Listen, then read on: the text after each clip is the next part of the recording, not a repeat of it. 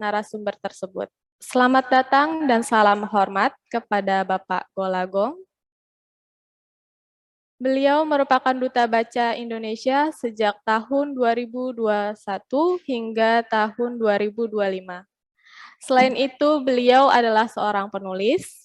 Hal ini dibuktikan dengan banyaknya buku yang beliau ciptakan, sebanyak 125 buku. Salah satunya di tahun 2014, beliau mendapat penghargaan 10 besar di Hari Puisi Indonesia atas karya buku puisinya dengan judul Air Mata Kopi. Beliau juga seorang pendiri komunitas Rumah Dunia, dan beliau juga merupakan penggerak program Gempa Literasi.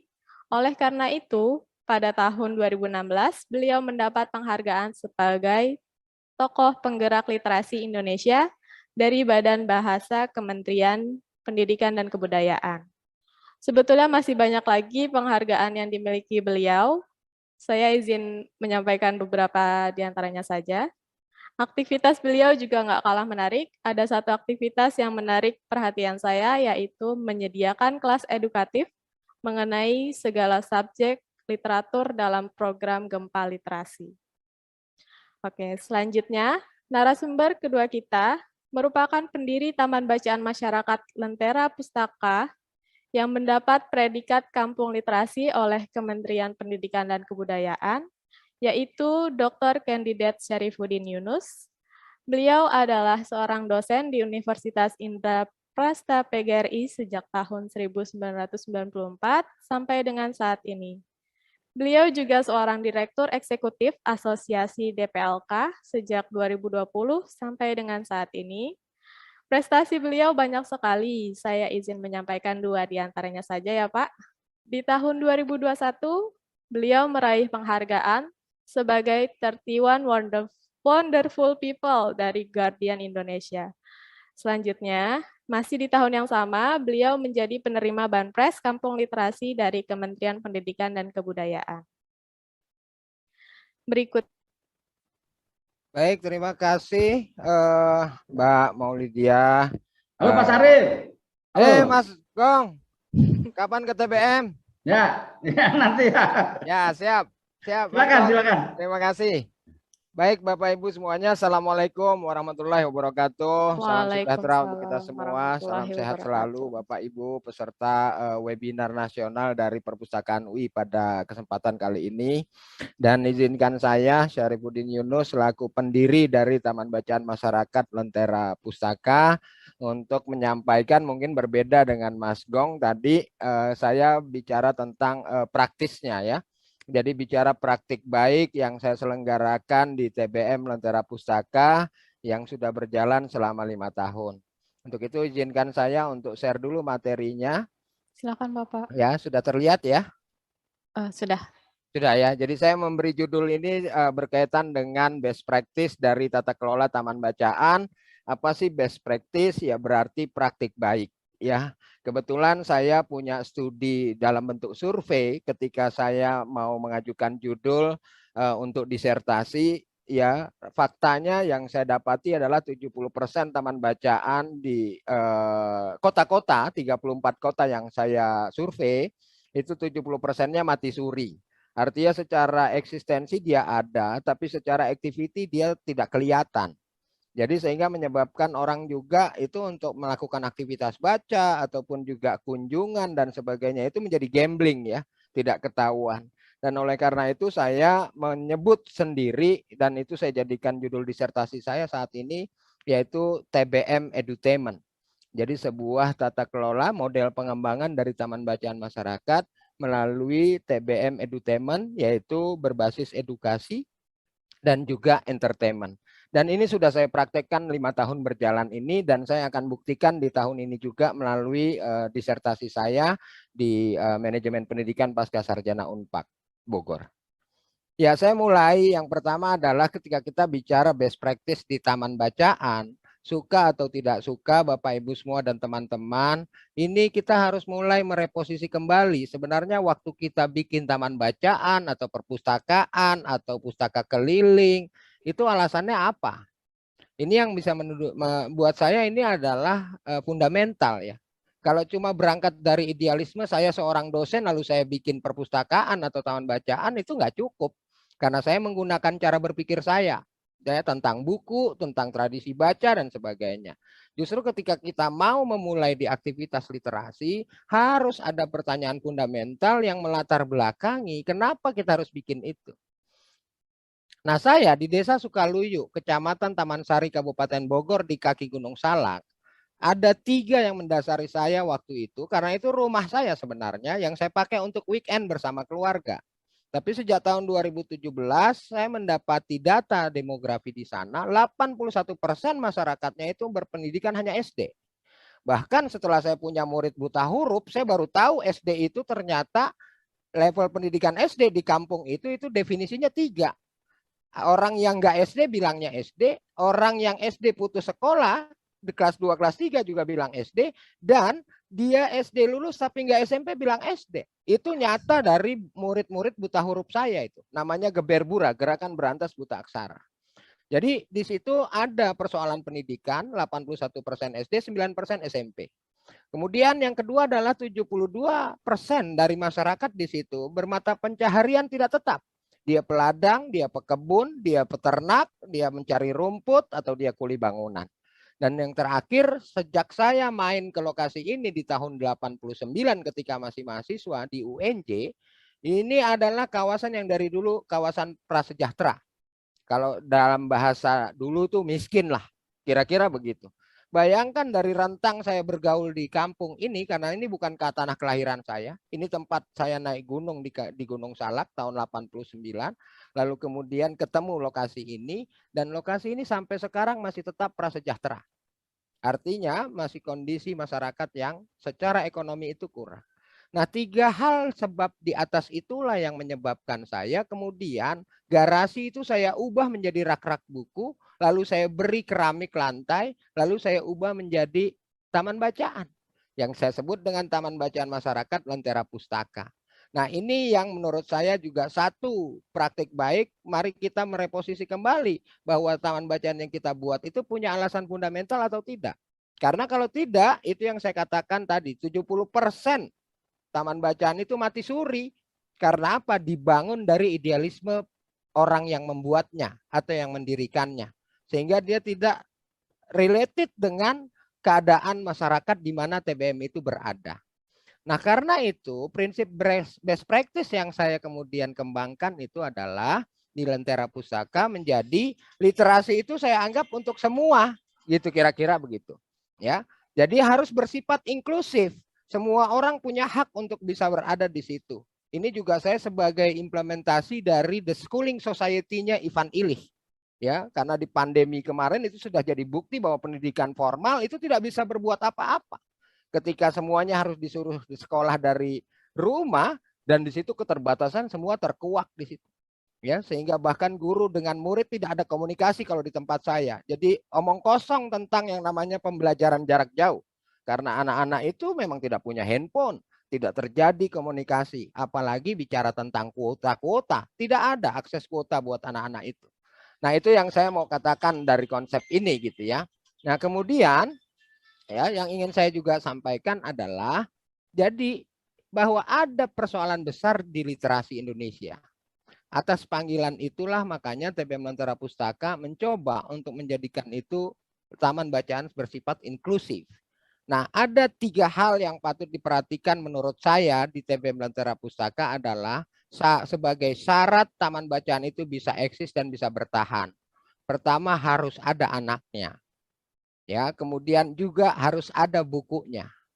Dan yang terakhir yang tidak kalah penting adalah komitmen pengelolanya. Nah, kalau kita lihat sekarang di teman-teman sekarang ini, kita lihat taman bacaan yang ada mungkin, ada yang ada anak nggak punya buku. Dia akan problem. Dia ada yang bukunya banyak tapi anaknya tidak ada. Dia juga akan masalah. Bahkan ada yang punya anak tapi juga punya buku, sayangnya si pengelolanya itu nggak jelas kapan itu taman bacaannya buka. Kapan dia membimbing anak-anak yang membaca, itu tidak jelas. Jadi ini yang kemudian saya ubah di dalam konsep TBM Edutainment, sehingga saya ingin mengatakan bahwa literasi itu bicara tentang keberdayaan dan bicara tentang survival. Jadi bicara tentang kebertahanan untuk hidup. Karena kalau tidak, maka pilihannya tinggal dua di dalam literasi. Kalau kita mampu mempertahankan, maka dia bisa berubah masyarakat yang ada di TBM itu. Kalau tidak, ya punah. Artinya kita tidak bisa melakukan apapun dengan buku sekalipun. Nah, karena itulah teman-teman semuanya, jadi model pengembangan tata kelola taman bacaan yang saya lakukan di TBM Lentera Pustaka itu saya sebut dengan saya menerapkan sendiri, yaitu TBM Edutainment. Sebuah model tata kelola atau pengembangan taman bacaan berbasis edukasi dan entertainment. Dua kata kunci, edukasi, berarti saya mendampingi anak-anak, dan kedua adalah entertainment. Selalu ada hiburan. Ya, ini terbukti 5 tahun saya bertempat tinggal di Jakarta, tapi every weekend, Sabtu dan Minggu saya selalu berada di taman bacaan saya, karena sayalah yang menghandle aktivitas taman bacaan itu di setiap hari Minggu. Dan yang saya sebut dengan laboratorium baca. Sudah 5 tahun berjalan. Ya, jadi saya meninggalkan aktivitas itu dari Jakarta, kemudian saya selalu ada di TBM Lentera Pustaka di kaki Gunung Salak. Apapun, saya sudah singkirkan aktivitas di weekend saya, baik keluarga maupun dengan kawan-kawan, semuanya untuk saya dedikasikan ke taman bacaan hingga saat ini. Insya Allah saya berdoa selalu untuk tetap istiqomah, di tahun kelima ini saya bisa tetap menjalankan. Jadi dengan TBM Edutainment ini kawan-kawan, saya ingin mengatakan ada kata kunci 3. 1, jadikan taman bacaan itu asik dan menyenangkan. Membaca itu jangan buat anak-anak, buat orang dewasa aja nggak asik. Buat dosen juga banyak dosen yang tidak doyan baca. Gitu ya. Jadi orang dewasa saja itu bermasalah dalam membaca. Lalu kenapa itu kemudian kita doktrin kepada anak-anak harus membaca? Nggak perlu. Buat saya adalah anak-anak yang penting ada di taman bacaan, dia dekat dengan buku, mau baca syukur, kalau enggak itu tugas kita untuk mendidiknya. Jadi saya menjadikan yang namanya TBM itu asik dan menyenangkan. Tempat kumpulnya orang-orang asik, tempat kumpulnya orang-orang menyenangkan. Yang kedua, TBM dengan kendala yang ada, saya menyebutnya TBM itu kan jalan sunyi pendidikan. Nggak ada orang yang peduli, nggak ada orang yang perhatian. Ya, termasuk pemerintah daerah dalam konteks ini Kabupaten Bogor tidak ada perhatian sama sekali. Nah, karena itu saya harus melakukan aktivitas itu secara lebih kreatif, lebih inovatif supaya mampu mengundang atensi orang banyak. Dan yang terakhir saya ingin mengatakan tidak ada teori paling benar di taman bacaan. Ya, yang ada adalah praktik yang paling sesuai dengan realitas di daerah itu. Sehingga Bogor dengan Aceh, Bogor dengan Pekanbaru itu sama sekali berbeda. Tidak ada, karena yang tahu medannya dari keadaan masyarakat itu adalah kita yang berada di lokasi itu. Maka saya mengatakan tidak ada teori paling benar di dalam berliterasi. Karena yang paling penting adalah kita melakukan praktek itu berbasis kepada keadaan masyarakat. Nah, ini semua saya akan buktikan di tahun ini melalui TBM Edutainment yang saya sedang melakukan disertasi R&D ya di S3 Manajemen Unpad, Manajemen Pendidikan Unpad. Nah, ini contoh saya menjadikan aktivitas literasi di TBM Lentera Pustaka itu menyenangkan. Anak-anak membaca buku di sungai, di kali, di jembatan. Saya sendiri memimpin di sungai itu misalnya melakukan teknik metaforma, bagaimana cara memahami isi buku bacaan dalam tempo yang singkat, saya lakukan di alam terbuka.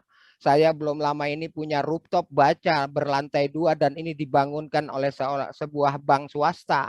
Kemudian saya punya kebun baca yang menjadi sentra aktivitas dari pertunjukan di taman bacaan. Lalu ini saya punya ruang baca khusus ini di rumah saya yang gambar paling bawah kanan, ini adalah ruang baca utamanya. Jadi kalau dia baca utama ada di situ, di sebelah tengah bawah itu adalah kebun baca Lentera Pustaka. Ini yang saya bangun dari hasil dana Banpres Kampung Literasi kemarin tahun 2021. Dan kemudian rooftop baca itu baru kelar kemarin bulan Maret 2022 ini adalah CSR dari bank swasta nasional. Jadi saya ingin mengatakan aktivitas literasi itu harus dijadikan asik dan menyenangkan. Baca buku semua orang paham itu penting. Baca buku semua orang bermoto jendela dunia sumber ilmu dan pengetahuan. Tapi problemnya satu, baca buku selalu tidak asik. Maka saya menjadikan baca buku itu supaya menjadi asik, teman-teman. Apa yang terjadi dengan saya menerapkan itu? yang terjadi adalah program literasi saya di awal tahun 2017 itu hanya taman bacaan. Tapi hari ini saya sudah mengelola 14 program. Ada taman bacaan dengan 130 anak. Saya punya gerakan berantas buta aksara dengan 9 ibu-ibu buta huruf. Saya punya kelas prasekolah anak-anak PAUD yang tidak mampu ikut PAUD secara formal. Itu ada sekitar 20-an anak. Saya bina yatim binaan ada 14 anak. Saya punya juga jompo binaan, saya sebut Jombi, itu 8 jompo. Saat ini saya santuni. Saya menerima juga anak difabel, hidrosepalus dengan anak berkebutuhan khusus 2 anak. Ya, itu diantar orang tuanya langsung karena frustasi. Kalau dia pergi ke SLB mahalnya bukan main di Bogor. Yang kemudian juga kalau main di rumah itu dibully oleh kawan-kawannya. Lalu diantar oleh orang tuanya ke taman bacaan saya dan saya terima untuk mereka berada di taman bacaan. Lalu saya belum lama mendirikan juga namanya Koperasi Lentera, 30 ibu-ibu yang ikut. Ini bentuk perlawanan saya kepada Bank Emok atau Bank Keliling, utang berbunga tinggi. Karena di sana ada 3 kasus yang rumah dijual, kemudian suami istri cerai, bahkan anak yang menjual rumah ibunya cuma gara-gara dia terlibat si Bank Keliling. Nah, ini adalah bagian-bagian dari peran yang dilakukan oleh Taman Bacaan. Saya punya program donasi buku, seminggu bisa 4-5 donatur saya mengirimkan buku melalui pos, kemudian juga punya rajin menabung, ya. Setiap anak punya celengan satu-satu yang nanti dibuka di bulan November pada saat ulang tahun TBM. Kemudian literasi digital, saya punya hibah 5 komputer dari juga Bank Swasta Nasional. Saya punya literasi finansial untuk bagaimana mengedukasi mengelola uang dengan bijak. Lalu literasi adab, karena setiap anak datang harus assalamualaikum, harus cium tangan, harus antri, lalu dia memberi salam lagi ketika keluar dari TBM. Termasuk yang ada kemarin bulan Februari saya luncurkan motor baca keliling, yang nanti siang jam 3 sore saya dari Jakarta sekarang akan berangkat ke kaki Gunung Salak hanya untuk keperluan syuting dengan DAI TV. Hari ini siang. Hari ini di sini saya sampai jam 12.30, jam 1 saya berangkat ke Gunung Salak untuk bertemu dengan tim DAI TV melakukan liputan motor baca keliling. Termasuk yang baru adalah rooftop baca. Rooftop baca adalah tempat membaca dengan view Gunung Salak dan kota Jakarta karena letaknya ada di lantai 2. Dan saya akan segera meluncing dalam bulan Juni nanti yaitu podcast Lentera dan juga Kopi Lentera. Ini adalah kafe berkonsep literasi. Tempatnya di rooftop baca. Kira-kira begitu. Nah, ini satu foto di bawah yang saya gambarkan. Awalnya saya membuka 2017 itu di atas yang rumah itu ya sebelah kiri atas. Lalu bergeser ya kalau kita lihat identitas saya dari spanduk yang digital saja bergeser di sebelahnya langsung jadi ada imah baca tulisannya dan sekarang penampakannya sudah seperti ini. Udah kayak ruko. Ya, nah itulah bank yang memberikan saya sponsor untuk membangun rooftop ini. Kira-kira begitu teman-teman.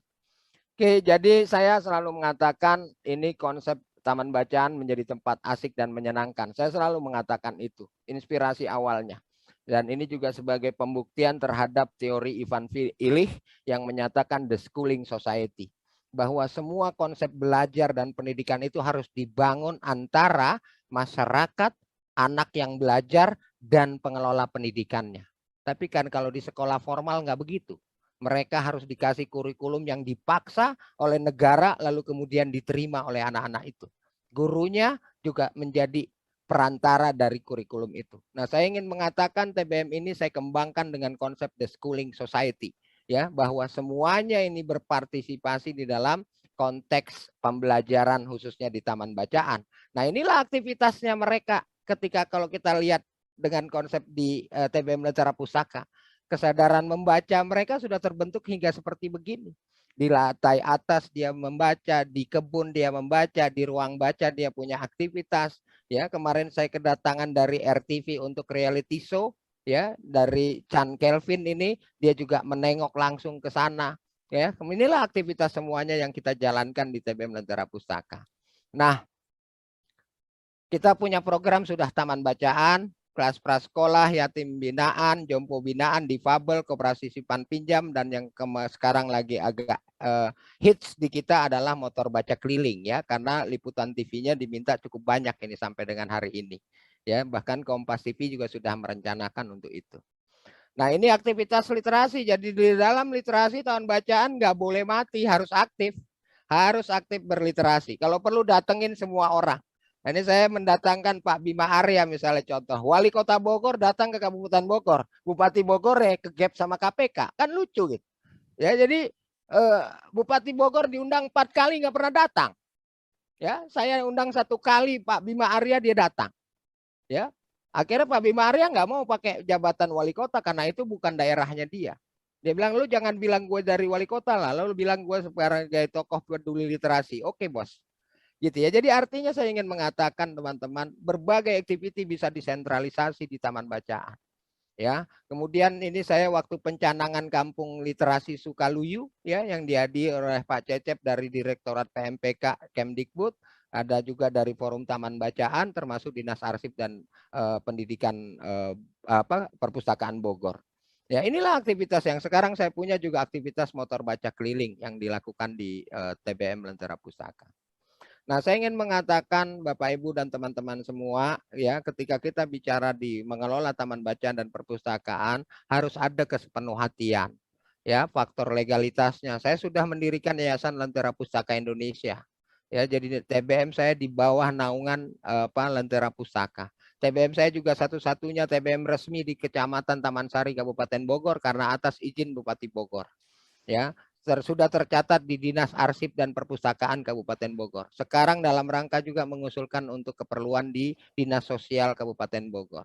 Nah, ini yang terjadi. Sekarang saya punya 130 anak, buku kita koleksinya sekarang sudah mencapai 10.000 lebih ya, dan rata-rata anak itu bisa membaca 5 sampai 8 buku per minggu ya. Nah, lalu kemudian ada orang pinter nanya, itu dia baca 5 sampai 8 itu paham nggak? Nggak penting paham itu. Ya, lalas emang orang dewasa juga kalau baca buku paham? Nggak tentu juga. Ya buat saya ada habit anak-anak yang mampu membaca buku 5 sampai 8 buku per minggu itu sudah prestasi buat saya itu. Ya, soal terlepas dari tugas saya sebagai pendidik untuk menggunakan namanya saya bikin teknik metaforma. Bagaimana cara memahami buku bacaan dalam waktu yang singkat, itu tugas saya nanti saya berikan ilmunya gitu. Kira-kira begitu ya. Nah, atas itulah semuanya di tahun 2021 kemarin memang kita agak spektakuler.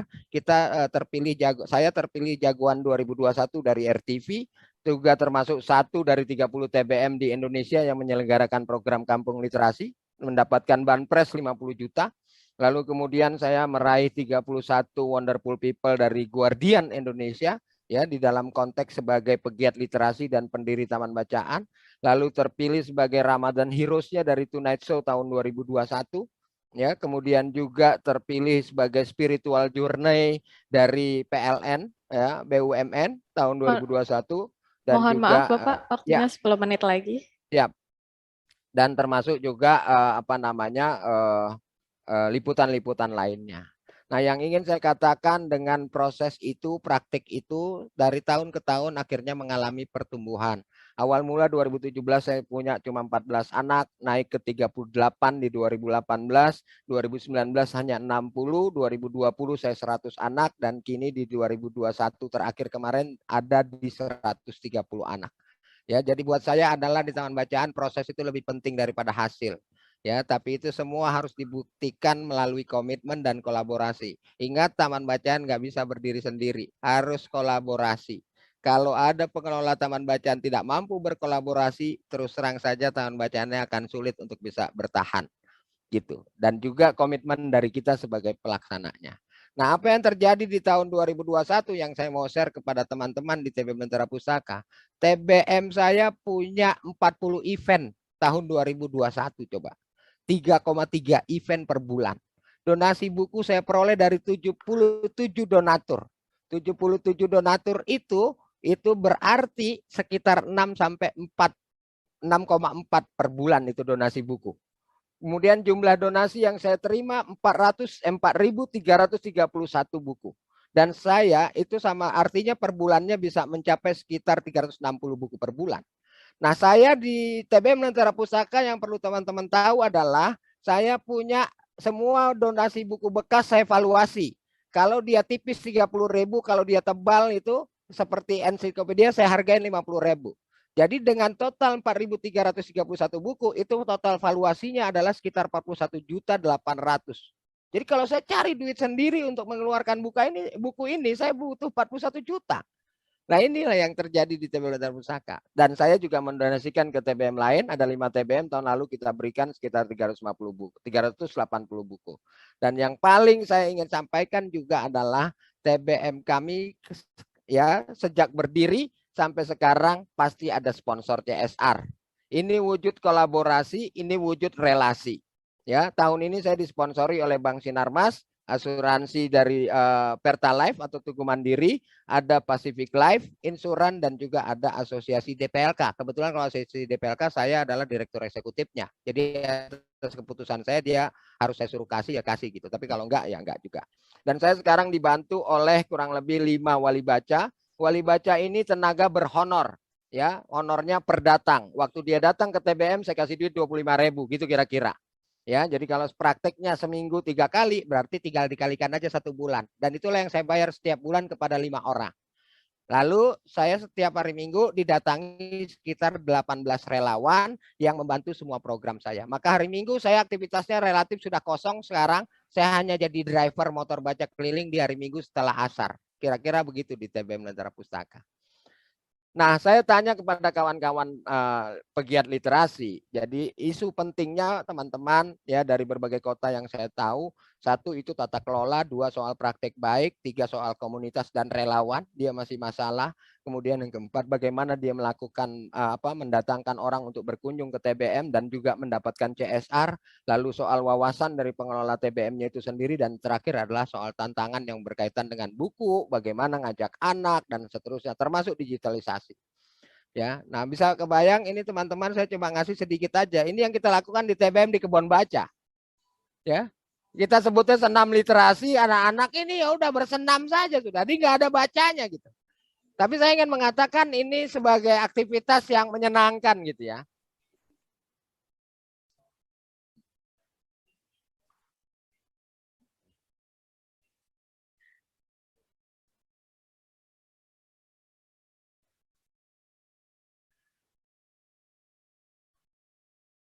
Ya, jadi saya ingin mengatakan kepada teman-teman, jadi buatlah TBM itu menjadi tata kelolanya itu jadi asik dan menyenangkan. Maka tata kelola itu harus punya solusi.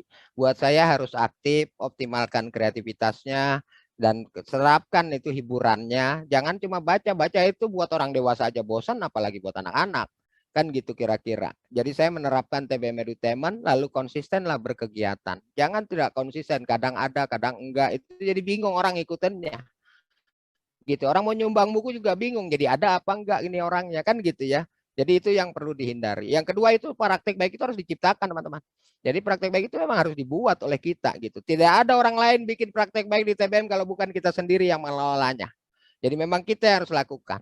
Berarti pastikan itu harus ada anaknya, lalu ada bukunya, dan ada komitmen dari kita. Dan semua itu lakukan dengan sepenuh hati, jangan setengah hati lagi. Dan terakhir adalah optimalkan solusi di TBM. Buat saya solusi TBM itu cuma 3.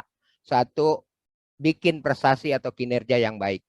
Punya kegiatan terus, lama-lama punya aktivitas ya gitu. Kemudian yang kedua, jangan ragu untuk mempromosikan aktivitas TBM apapun. Ya, keperbuatan sekecil apapun itu dilakukan melalui media sosial. Sekarang emang udah eranya gitu. Jadi TBM nggak boleh malu-malu gitu, karena anaknya dikit nggak mau promosi. Ngapain? Lakukan aja terus. Bukunya dikit nggak mau promosi, lakukan aja terus promosi. Ya nggak apa-apa. Yang penting itu adalah nyata gitu, realitas nyata yang harus kita lakukan. Gitu. Anaknya bukunya dikit, kalau nanti donatur ngelihat kan dia mau nyumbang. Kan gitu. Kalau anaknya dikit, kalau nanti ada warga sekitar ngelihat kan dia mau suruh anaknya baca di situ. Jadi itu harus dilakukan. Dan yang terakhir adalah yang penting juga kolaborasi ya teman-teman. Jadi kolaborasi ini harus dibangun gitu ya. Saya alhamdulillah punya relasi yang cukup baik dan mau diajak berkolaborasi sehingga TBM saya juga menjadi sebuah sentra aktivitas yang cukup ini. Dan TBM harus berkolaborasi dengan berbagai pihak. Karena itu kita harus kuatkan relasi kita dan cari cara bagaimana. Ya, termasuk misalnya seperti di tahun ini teman-teman, ini kalau saya lihat, ini saya kasih tahu kepada kawan-kawan, ini di TBM saya ada 4 logo itu, logo saya sama Pacific Life, Sinarmas, TPLK, dan Pertalife. Ini sponsor CSR, ini per tahun antara 15 sampai 20 juta ini. Jadi kalau kita average katakanlah ini 20 juta, sekarang 4 logo ini ya berarti saya dapat setahun 80 juta. Buat bayar wifi, bayar listrik, bayar event bulanan, bayar honor Pak Wali Baca, dan aktivitas semuanya yang kita lakukan, itu sudah selesai. Jadi saya udah nggak punya beban keuangan. Saya hanya datang setiap hari Minggu pakai bensin saya, pakai uang buat makan siang saya sendiri, selebihnya saya numpang sama TBM saya sendiri. Walaupun itu di rumah saya. Listrik saya numpang, wifi saya numpang, dan seterusnya. Itu teman-teman, ini yang di Net TV saya nggak pasang. Ini yang di RTV Jagoan 2021. Ini di Jawa Pos, ini di ITV, ini untuk apa TBM, dan jadi saya sebagai terakhir dari saya, teman-teman semua dalam kaitan ini, sebagai konklusi semua kita punya niat yang sama. Kita punya niat baik di dalam literasi, di dalam membangun tradisi baca Indonesia, gitu. Problem besar kita adalah kita tidak terlalu kreatif untuk menjadikan itu sebagai aksi nyata. Maka buat saya ubah niat baik itu hari ini jadi aksi nyata. Ya, literasi itu sebenarnya nggak bisa cuma didiskusikan, diwebinarkan juga nggak bisa, gitu ya. Kalau webinar ya mungkin cuma sharing saja gitu. Tapi pada akhirnya literasi itu harus dieksekusi di lapangan. Dan itu yang sudah saya buktikan selama 5 tahun. Dari Jakarta setiap Sabtu masuk ke kaki Gunung Salak. Senin paginya saya sudah kembali ke Jakarta untuk bekerja. Saya kira itu teman-teman, semoga berkenan, dan mohon maaf atas pemaparan saya bila ada kekurangan dan kesalahan. Saya kembalikan kepada moderator Mbak Maulidia. Terima kasih. Assalamualaikum warahmatullahi wabarakatuh. Waalaikumsalam Mohon izin, warahmatullahi moderator, wabarakatuh. 1 menit aja. Ya, Bapak. Pak Yunus, saya Siap. nanti ke sana ya, kita bikin acara ya, nanti kita atur ya. Siap, Mas Gong. Keren banget. Ditungguin Mas Gong. Ya, mohon maaf nih, saya belum sempat ke sana. Nanti Ya, pulang dari siap. rute, saya atur waktunya ya. Oke, terima kasih Mas Gong. Silakan, Baik. moderator. Oke, baik. Terima kasih Bapak Syarifuddin Yunus. Keren sekali Bapak untuk komitmennya beserta keluarga untuk mendirikan Taman Bacaan Masyarakat. Dulu saya juga pas ke kuliah kerja nyata tuh sempat bikin program membangun TBM. Namun sayang sekali 1 tahun setelahnya yang saya ketahui update dari pemerintah desa di sana, justru TBM tersebut menjadi gudang penyimpanan barang para pejabat di sana. Gitu. Saya mencatat, izinkan saya menyampaikan beberapa tentang model tentang best practice dari Bapak, yaitu dengan mengoptimalkan kreativitas dan konsisten dalam berkegiatan, terus melakukan program TBM sepenuh hati itu juga cukup sulit menurut saya jika memang belum melek dengan literasi, saya rasa itu yang paling sulit dilakukan. Terus untuk merangkul relawan, bisa dengan melakukan promosi kegiatan, baik itu sekalipun peminatan saat promosinya sedikit. Baik, itu saja yang dapat saya sampaikan. Untuk selanjutnya, yang pertama ada dari Mbak Dian Trisnawati. Pertanyaannya adalah, seberapa penting riset diperlukan untuk kemajuan TBM buatan sendiri, supaya pengelola tidak jenuh dan bisa berinovasi? Ini pertanyaannya sepertinya ditujukan untuk Pak Syarifuddin selaku pendiri TBM. Silakan Pak Syarifuddin untuk menjawab pertanyaannya. Baik, terima kasih. Sekedar sharing saja dari saya, Mbak Dian ya yang bertanya. Jadi kalau seberapa penting, itu menurut saya penting sekali. Jadi jangan mendirikan taman bacaan tanpa ada riset, minimal tidak ada survei gitu ya, jangan gitu. Kita duga anak itu tidak suka baca gitu, lalu kita bikin taman bacaan, ya, itu belum tentu juga gitu. Jadi jangan berdasar opini atau asumsi gitu. Jadi saya terus terang ketika membangun di 2017, saya dapati tadi ya 81% SD, 9% SMP, 9% SMA. Itu artinya S1-nya itu udah tinggal 2%. Atau tinggal 1%. Lalu 72% itu adalah mata pencarian mereka itu tidak tetap. Nah, konsekuensi dari itu semua, kemiskinan menjadi sebab pernikahan dini, menjadi sebab putus sekolah, menjadi sebab anak terkena pergaulan narkoba. Ya, Saya sendiri sebenarnya terus terang 130 anak sekarang sedang bertarung di luar sana dengan kurang lebih sekitar 480 anak yang belum ke TBM. Jadi artinya ini pilihannya udah tinggal dua, anak saya kebawa sama mereka di luar atau anak luar ketarik ke TBM gitu. Dan itu semua saya menggunakan basis data. Dan saya dalam minggu-minggu ini sedang melakukan sosialisasi setiap hari Sabtu keliling kampung. Itu adalah untuk apa? Saya bikin tabungan anak yang membaca.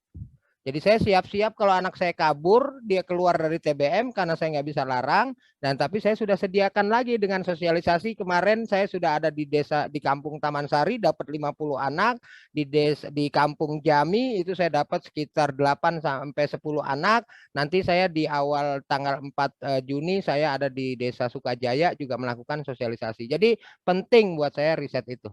Saya kira itu. Oke, baik. Terima kasih Pak Pak Syarifuddin, mohon maaf untuk jawabannya. Selanjutnya ada pertanyaan dari Mbak Faiza dari SMK Informatika Utama Depok. Pertanyaannya adalah bagaimana agar pengurus TBM bisa berkomitmen sepanjang tahun karena TBM bersifat sosial. Silakan Pak Syarifuddin lagi untuk menjawab pertanyaan berikut ini. Ya, ini Faiza ini mahasiswa saya di Unindra, kebetulan guru di SMK. Jadi saya menjawab bahwa pengelola TBM atau pengurus TBM yang paling harus diperbaiki itu adalah niat ikhtiarnya. Jadi niatnya sama ikhtiarnya dulu diperbaiki. Itulah yang disebut dengan komitmen. Karena kalau sudah komitmen pengurusnya itu runtuh, runtuhlah itu TBM-nya.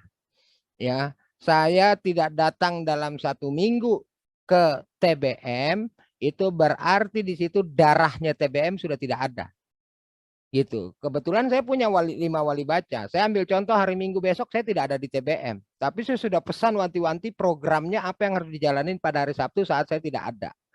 Gitu. Jadi saya kalau pas ada keperluan memang saya tidak datang. Saya contoh Minggu besok saya tidak ada. Itu sudah saya pesankan kepada wali baca saya yang 5, programnya yang harus dijalankan adalah ini. Gitu kira-kira. Nah, itu yang menurut saya komitmen itu harus dipelihara oleh pengurus TBM. Lalu yang kedua, sikap istiqomahnya. Konsisten, ini perbuatan sosial. Jadi jangan mengharap apapun, termasuk pujian orang pun kita tidak harapkan. Ya, karena buat saya jujur saja TBM ini ada orang ibadah bangun masjid, saya bangun TBM. Ya, jadi buat saya ini adalah legacy, warisan untuk umat. Suatu saat nanti saya meninggal dunia, tinggal ini yang saya sisakan, bukan harta saya lagi. Jadi kira-kira begitu. Jadi itu bangun komitmennya, bangun konsistensinya, bungkuslah itu dalam suasana yang ikhlas, yang tulus, bikin asik tempatnya, bikin menyenangkan tempatnya. Kira-kira gitu Pak Iza. Itu menarik itu. Sorry interupsi, menarik itu. Saya juga di Banten Pak, orang banyak bikin masjid, saya bikin gedung kesenian. Mantap, mantap. Siap Mas Gong. Oke, baik. Terima kasih Pak Syarifuddin. Selanjutnya ada dari Ibu Fahmarianti dari UIN Jakarta, alma mater saya. Pertanyaannya adalah menarik sekali yang Bapak sampaikan bahwa TBM didirikan berbasis kondisi masyarakat. Bisa diceritakan Pak dampak yang sudah dirasakan oleh masyarakat dengan keberadaan TBM. Silakan Pak Syarifuddin. Ya, dampaknya sudah sangat jelas bahwa mereka sudah punya perilaku membaca seminggu 3 kali. Hari Rabu, hari Jumat, hari Minggu, mereka ada di taman bacaan. Tadi saya sepakat dengan Mas Gong juga bahwa digital itu bukan sesuatu yang dihindari atau dilawan. Kita itu mengedukasi masyarakat untuk menyeimbangkan aktivitas digitalnya dengan aktivitas membaca buku. Kan gitu. Kalau sehari dia 7 jam, 8 jam dia main digital, why not dia 2 jam sediakan untuk di taman bacaan. Kan jadi menyeimbangkan gitu ya, memberikan channel di dalam aktivitas anak. Nongkrong oke, nonton TV oke, main gawai oke, baca buku juga oke. Nah, kita menyediakan aksesnya melalui taman bacaan itu. Itu jadi contoh perilakunya sudah terbentuk. Yang kedua, tadi programnya sekarang sudah melibatkan banyak pihak. Saya per minggu itu 250 orang yang mengunjungi taman bacaan. Dari mulai kelas prasekolah yang PAUD, kemudian yatim, kemudian jompo, koperasi, taman bacaan, ya, termasuk juga masyarakat yang saya datangi melalui motor baca keliling gitu. Jadi itu semua adalah sesuai dengan kondisi masyarakat. Apakah nggak ada tantangannya? Ada. Sampai sekarang pun saya masih punya musuh di TBM Lentera Pustaka. Tapi sekali lagi, pegiat literasi, pengurus TBM, jangan fokus sama musuh. Fokus sama TBM-nya. Bikin TBM-nya itu. Jadi nanti musuhnya kabur sendiri itu. Dia capek ngikutin kita gitu. Ya, saya terus terang tadinya rumah biasa, tiba-tiba kebun saya bikin. Kebun udah saya bikin, sekarang saya punya rooftop gitu ya. Rooftop sudah saya bikin, sekarang saya punya motor baca. Besok saya dapat dari Bakri Brothers motor baru dari Bakri Foundation untuk motor baca keliling tambahan saya. Karena saya beroperasi di 3 desa, tapi yang tidak punya akses bacaan, sekarang saya punya motor tua 1, punya saya sendiri. Itu sudah saya korbankan. Nah, jadi artinya kurang kan, dia baru bisa menjelajah di 1 desa. Saya masih paling tidak butuh 2 motor lagi gitu. Nah, saya bekerja sama dengan pihak lain gitu. Kira-kira gitu sih cuekin aja, yang nyinyir cuekin. Siap Mas Gong, betul itu. Oke, baik. Betul. Terima kasih Pak Syarifuddin. Selanjutnya ada pertanyaan dari Bapak Putra Yuda dari DPK Kota Yogyakarta. Pertanyaannya, bagaimana cara pendekatan kepada masyarakat untuk kerjasama antar dinas perpustakaan dan masyarakat untuk membentuk suatu kampung baca dan pojok baca? Ini masih ditujukan kepada Pak Syarif. Silakan Pak Syarif. Ini mohon maaf Pak, kalau dari DPK ya. Jadi terus terang Pak, kalau saya prinsipnya saya eksekusi Pak. Saya prinsipnya itu aja Pak. Saya punya kemampuan secara pemikiran, saya punya kemampuan secara infrastruktur, saya eksekusi. 3 kampung saya buatin, kemarin program kampung literasi itu ada 3 tempat, 3 titik saya jadikan pojok baca Pak, baru.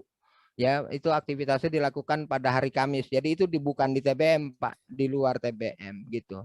Nah, yang saya mungkin sarankan sederhana Pak, terjunlah ke masyarakat, datangi wilayah kita yang mungkin sudah kedengaran dia punya aktivitas membaca, atau masyarakat pengen punya taman bacaan. Saya selalu bilang sama teman-teman pegiat literasi, sederhana, udah ubah aja itu pos ronda jadi taman bacaan. Kan rondanya di malam hari, sore harinya dipakai taman bacaan, makanya dikemaslah itu jadi rak-rak buku di pos ronda itu, supaya ya orang ronda juga jangan pada ngerokok ngopi doang, tapi dia juga bisa baca gitu kalau ada bukunya di situ gitu. Jadi sesederhana itu Pak. Jadi kalau dari pemerintahan menurut saya adalah terjun ke masyarakat, lihat realitas yang ada. Kalau kemudian wilayah itu membutuhkan akses bacaan, disediakanlah oleh pemerintah daerah.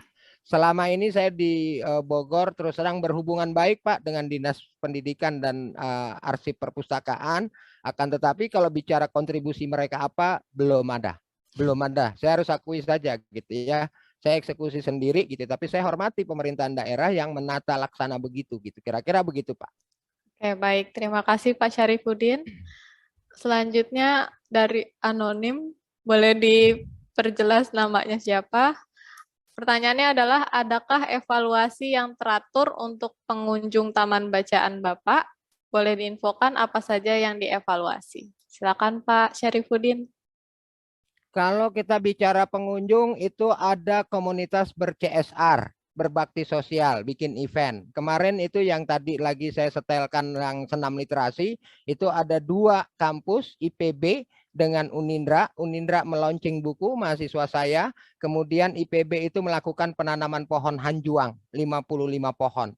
Itu salah satu bentuk. Jadi semuanya ada evaluasi. Ya, semua ada evaluasi. Ada juga perusahaan yang korporasi yang ber-CSR di tempat saya. Ya, dia bagi-bagi sembako, dia ngobrol-ngobrol dengan anak-anak baca kita gitu ya. Itu juga ada. Komunitas motor juga ada dan seterusnya. Jadi itu semuanya pertama kita tercatat ya. Kemudian itu yang saya katakan, saya setahun 40 event tahun 2021. Itu rata-rata berarti per bulannya kan 3, sekian event. Itu artinya setiap minggu hampir 1 itu. Ya kan? Jadi tinggal hanya 1 lagi yang kosong. Ini saja saya bulan ini sudah full. Bulan Mei ini saya sudah full gitu ya. Jadi sampai dengan Juli saya sudah full. Saya bahkan sekarang sedang membuat surat untuk mendatangkan Pak Erick Thohir ke TBM Lentera Pustaka. Ya, Pak Erick Thohir kan lagi doyan jalan-jalan nih. Nah, saya lagi mengajukan proposal untuk minta dia ke sana, khususnya di dalam rangka Hari Anak Nasional nanti di bulan Juli. Saya sudah prepare. Juli itu bulan Mei ini sudah saya prepare. Itu contohnya tuh Pak Anonim. Pak Anonim. Boleh, baik. Terima kasih. Selanjutnya pertanyaan dari Mbak Sita dari Perpustakaan Museum Negeri Sonobudoyo.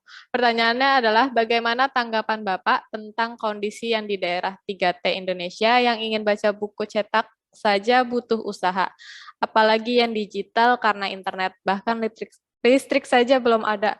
Mungkin ini bisa dijawab bisa dijawab oleh keempat narasumber kita, bisa dimulai dari Bapak Golagong, dilanjutkan dengan Pak Syarifuddin, kemudian Pak David, dan yang terakhir dari Mbak Tiwi. Silakan dimulai Pak Golagong. Ya, program saya yang belum terlaksana adalah safari literasi ke 3T ini. Memang dibutuhkan waktu yang banyak, terus saya lagi berpikir bagaimana saya membawa buku ke sana, misalnya berkoli-koli, misalnya saya harus harus merancang. Mungkin tahun depan saya rencananya ke beberapa daerah. Tapi sekarang ini kan saya juga dibawa ke terselatan. Ini Pulau Rote ini kan pulau terselatan, paling terluar, katakanlah di daerah selatan ya. Kalau di Natuna itu paling terdepannya. Nah, jadi kita jangan terlalu memikirkan persoalan ingin baca buku cetak saja butuh usaha, apalagi yang digital karena internet. Jangan terlalu jangan terlalu pusing. Yang di sebelah sana happy-happy aja. Saya pernah dapat kabar dari Beni Arnas di Karimata, mereka ada upaya-upaya mengumpulkan buku. Forum Teman Bacaan Masyarakat juga mengirimkan buku-buku. Kang Maman Suherman juga mengirimkan buku-buku. Saya juga mengirimkan buku dengan hibah buku Nusantara. Jadi kita tidak perlu risau persoalan-persoalan itu. Justru Mbak Sita mendingan bergabung dengan kami, dengan saya misalnya. Ada buku, ada uang misalnya untuk 10 kilo itu 60.000 biaya ongkos kirimnya. Jadi kalau Mbak punya uang 60.000, titipkan ke saya boleh. Untuk saya kirimkan kemarin saya ngirim 100 kilo ke Kupang. Itu sekitar 5 koli, itu biaya kirimannya sekitar 600.000. Happy aja, nggak ada masalah. Ya, jadi intinya ketimbang kita memikirkan hal-hal yang sebetulnya kita tidak bingung harus mencarikan solusi, mendingan bergabung dengan yang sudah ada. Saatnya aksi, bukan teori. Oke. Itu yang bisa saya jawab. Baik, silakan Pak Syarifuddin untuk melanjutkan pendapatnya. Kalau saya sederhana, ini kita tinggal bekerja sama untuk memperbaiki siklus delivery-nya aja. Ya, siklus delivery-nya yang kita perbaiki. Saya percaya kita punya forum Taman Bacaan Masyarakat, kita punya pustaka bergerak. Mereka orang ada di titik-titik pinggirnya lah, kalau nggak mau terluar dia pinggirnya sebelum keluar, kan gitu. Nah, kita bisa delivery buku itu sampai di mereka, lalu nanti mereka memikirkan bagaimana untuk menyeberangkan buku itu ke terluar gitu. Jadi buat saya itu siklus delivery-nya yang harus dioptimalkan. Dan itulah momok kita. Gitu ya, menurut saya di literasi itu momok kita itu soal delivery. Ya, dulu ada program Pos Indonesia setiap tanggal 17 digratisin, sekarang udah nggak ada gitu kan. Jadi bangkrut. Ya, itulah kira-kira. Jadi sebenarnya kita mari sama-sama memikirkan siklus delivery gitu. Saya setuju sama Mas Gong tuh. Buku kita ready, banyak donatur itu. Nggak ada masalah gitu ya. Cuma problemnya bagaimana? Saya juga sekarang punya 10.000 lebih. Saya mau bagi 500 buku bagaimana caranya? Tadi Mas Gong udah bilang, saya pernah kirim ke ND Flores, itu akhirnya sampai nggak jadi. Karena biaya kirimnya 450.000. Gitu, akhirnya saya nggak jadi gitu. Sekarang masih terpending gitu. Itu hal-hal yang menurut saya perlu kita koordinasikan kembali bareng-bareng semua pihak. Pak Syarifuddin. Ya. Pak Syarifuddin. Ya. Kalau misalnya masih ada buku yang mau didonasikan atas nama Pak Syarifuddin kemana, nanti saya yang kasih uang ongkos kirimnya. Kalau tadi 500 buku misalnya masih ada mau dikirimkan, nanti saya yang ngirimnya. Siap Mas Gong, siap. Nanti saya bilang ke wali baca saya untuk prepare. Oke, baik. Apakah sudah Bapak Syarifuddin? Sudah. Oke, baik. Bisa dilanjutkan Pak David? Oke, ini ternyata problemnya memang sama ya. Saya juga pernah punya pengalaman yang sama. Saya bikin semacam book donation gitu. Itu yang donate banyak, tapi memang permasalahannya yang utama ongkir ya. Jadi memang ongkir itu sangat mahal. Dulu gitu kita punya program, ada kerjasama untuk bikin kirim buku ke Mamit di Papua. Itu memang ongkos kirimnya sangat mahal sekali. Jadi mungkin cara kita mensiasatinya sekarang, ini tadi ada yang pertanyaannya apalagi yang digital karena internet bahkan listrik saja belum ada. Nah, yang terjadi mungkin yang bisa kita lakukan adalah ada provider-provider e-book dan buku digital lainnya itu yang nggak usah pakai koneksi internet, jadi bisa di-download sekali, tapi nanti berikutnya tinggal dipakai asal ada device-nya. Nah, kalau nggak ada listrik gimana? Itu memang susah. Tapi untuk daerah-daerah tertentu biasanya ketika sudah ada program di sana, biasanya sudah taruh genset atau misalnya sudah pakai solar panel, itu bisa teratasi. Jadi bisa pakai satu device, bukunya banyak, itu bisa mensiasati. Dan memang kita akui bersama untuk daerah-daerah tertentu itu kadang ongkos kirimnya itu udah benar-benar mahal sekali untuk membawa segitu banyak buku. Jadi bukunya sebenarnya memang nggak ada masalah, bukunya ada, yang jadi masalah pengirimannya. Kadang pun pengirimannya pun untuk daerah-daerah tertentu di Papua itu pesawatnya nggak tentu schedule-nya, jadi lebih susah lagi. Ya mungkin itu yang saya tahu yang bisa jadi solusi. Ada provider-provider e-book yang bisa tidak selalu harus di-download, tapi bisa di-download sekali, kemudian bisa dipakai seterusnya tanpa koneksi internet. Gitu. Terima kasih. Oke, baik. Terima kasih Pak David. Bisa dilanjutkan Mbak Tiwi? Ya, kalau menurut saya pribadi, tadi sebenarnya sudah cukup ya dari 3 narasumber. Intinya adalah kita sebagai orang yang mengelola perpustakaan, kita mulai membuka jaringan, berjejaring. Jadi dunia ini kan sudah cukup mudah ya untuk berjaring dengan orang yang di Aceh, di Jakarta, di Manado, dimanapun berada. Nah, kita sebagai pustakawan ataupun orang yang in charge di situ, kita harus membuka jejaring mana nih yang bisa kita untuk minta tolong ataupun membuat sebuah kegiatan lainnya untuk kemajuan dari perpustakaan ataupun badan ataupun taman bacaan dari kita sendiri. Dan kalaupun sudah ada donatur tetapnya yang ingin menyumbangkan buku kepada kita, tapi balik lagi, apakah buku tersebut memang sudah digunakan secara maksimal oleh para penggunanya atau belum? Jangan-jangan kita sebagai pustakawan atau yang mengelola perpustakaan hanya mencoba melengkapi buku, memperbanyak koleksi, tapi lupa bahwa para pengguna ini butuh disadarkan loh bahwa mereka butuh buku, mereka butuh sesuatu untuk dikembangkan, yang dimana semuanya tertulis di dalam buku, semuanya bisa didapatkan dari buku. Jadi kita tidak hanya harus mengandalkan dari orang lain, tapi gimana kita juga bisa, kalaupun nanti prosesnya itu kan panjang ya, untuk mendapatkan donatur, untuk mendapatkan jejaring itu, terkadang itu agak sulit. Nah, gimana kita bisa lebih kreatif memanfaatkan yang ada dulu nih, untuk memaksimalkan dari layanan kita. Tadi salah satunya kan juga dengan saya ungkapkan bisa bercerita, jadi ketika nanti listrik itu memang belum ada, karena saya pernah sama teman saya yang di Raja Ampat, ada teman saya yang memiliki taman bacaan di sana.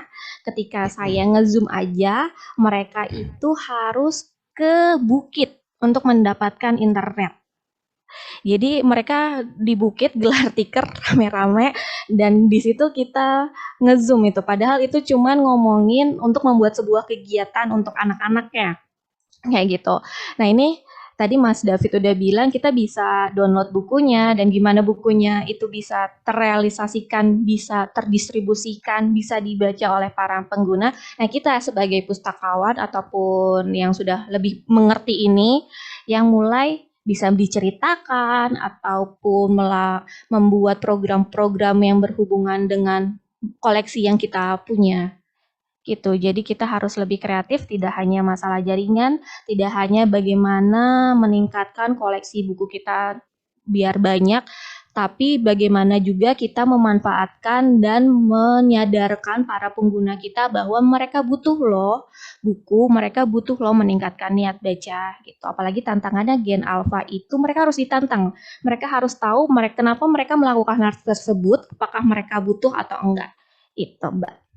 Oke, baik. Terima kasih Mbak Tiwi. Boleh pertanyaan selanjutnya? Halo. Oke, ada dari Mbak Anissa Sabirah. Pertanyaannya adalah optimalisasi apa yang harus dilakukan pustakawan jika generasi alfa tidak lagi ada minat terhadap membaca? Silakan, ini juga saya minta pendapatnya kepada 4 narasumber. Bisa dimulai dari Pak David dulu kali ya. Silakan Pak David. Oke, boleh. Jadi tidak ada lagi minat baca ini statement yang sangat ini ya, keras banget ya. Menyedihkan sih. Umumnya gini yang saya tahu. Jadi minat baca itu selalu ada, cuma mungkin ada banyak faktor yang menjadikan seakan-akan minat baca itu nggak ada lagi. Pertama, mungkin dari akses ke tadi yang sudah kita bahas, akses ke literaturnya tidak ada. Atau dari faktor internalnya sendiri, kenapa tidak ada minat baca itu. Jadi ya seperti yang kita sudah bahas sebelum-sebelumnya, memang perlu sekali kita membaca itu fun. Jadi membaca itu bukan sesuatu yang memberatkan, membaca itu adalah sesuatu yang harus kita syukuri sebagai kenikmatan bagi diri kita sendiri. Dan ini bisa, contohnya banyak caranya. Misalnya kayak tadi kita harus bisa kreatif bagaimana menjadikan membaca itu sebagai sesuatu yang fun. Dan kayak tadi misalnya saya juga sudah bahas, misalnya buku itu bisa kita jadikan sebagai identitas diri. Jadi kalau misalnya kamu baca buku tertentu, itu akan mengembangkan. Ini terutama untuk teens ya, teenagers umumnya yang sudah mulai susah untuk baca karena sudah banyak kegiatan lainnya. Salah satunya itu. Dan yang terpenting kadang-kadang untuk orang tua itu kita harus jadi seperti Pak Golagong nih tadi, bagus banget karena kita harus menjadi contoh gitu. Nggak bisa kita hanya meminta mereka untuk membaca tapi kita sendiri tidak pernah baca. Itu sesuatu yang menurut saya agak justru menjadi counterproductive gitu. Misalnya ada orang tua, kamu baca dong, kamu kok nggak pernah baca buku sih? Sementara bapak ibunya sendiri nggak pernah baca gitu. Jadi anaknya sendiri jadi nggak punya rasa tidak melihat benefitnya, apa sih pentingnya saya membaca gitu. Jadi culture-nya itu memang harus dibentuk. Jadi budayanya memang harus kita bangun dari dini. Apabila sudah terlanjur nggak ada di awal-awal, yang bisa kita lakukan adalah berubah itu dengan cara-cara yang tadi sudah kita bahas. Gitu. Oke, baik, sudah cukup. Selanjutnya ada dari Mbak Tiwi mungkin, boleh di pendapatnya. Saya ingin menambahkan aja, kalau tidak ada lagi minat terhadap baca, kalau menurut saya itu hampir tidak mungkin ya, karena baca kan juga sebuah kebutuhan, sebuah kepentingan. Jadi tadi kalau Mas David bilang dipaksa, kita pun di sekolah tuh dipaksa untuk membaca. Ketika kita membuat tugas, ataupun kalau mahasiswa tugas akhir, kalau anak-anak mungkin tugas-tugas sekolah lainnya. Jadi itu keterpaksaan itu. Tapi PR kita adalah gimana caranya kita menjadikan minat baca ini sebuah budaya, sebuah kebiasaan. Nah, itu yang perlu kita perhatikan. Jadi lagi-lagi yang saya bilang, ini kreativitas kita sebagai orang dewasa yang tahu karakteristik gen alfa di sekitar kita seperti apa.